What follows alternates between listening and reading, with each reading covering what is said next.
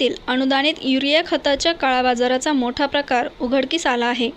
जिल्हा परिषदेच्या कृषी विभागाच्या भरारी पथकाने आणि लासलगाव पोलिसांनी संयुक्त कारवाई करत विंचूरजवळील पाबळवाडी परिसरातील एक कांदा गोदामावर छापा टाकला।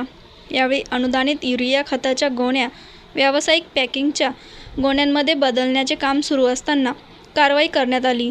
या कारवाईत 761 युरिया खताच्या गोण्या, ट्रक आणि आयशर टेम्पोसह सुमारे 84 लाख रुपयांचा मुद्देमाल जप्त करण्यात आला आहे।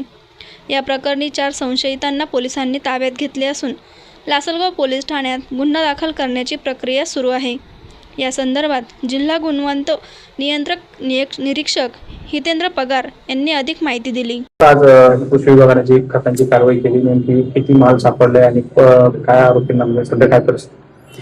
गेले 2-3 दिवस नाशिक जिल्ह्यात चांगला पाऊस होतोय आणि त्याच्यात युरियाची मागणी वाढलेली आहे। त्या अनुषंगाने कृषी विभाग युरियाच्या वितरणावर लक्ष देऊन होतं आणि आज पोलीस प्रशासनाच्या मदतीने कृषी विभागाने जे काही युरियाचा काळा बाजार केला जातो तो विंचूर परिसरात एका शेडमध्ये जे अनुदानित युरिया आहे ते इंडस्ट्रियल युरियाच्या बॅगमध्ये बदल करून त्याचा काळा बाजार करण्याचा काही व्यक्ती प्रयत्न करत होत्या।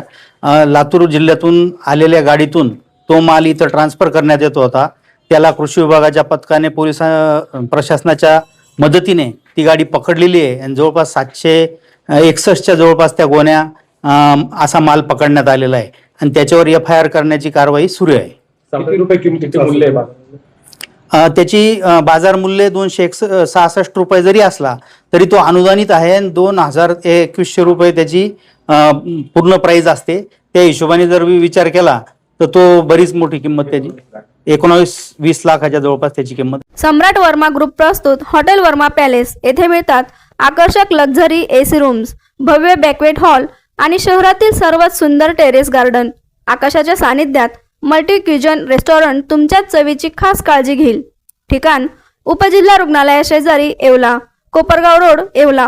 हॉटेल वर्मा पॅलेस एकदा भेट दिली की पुन्हा यायलाच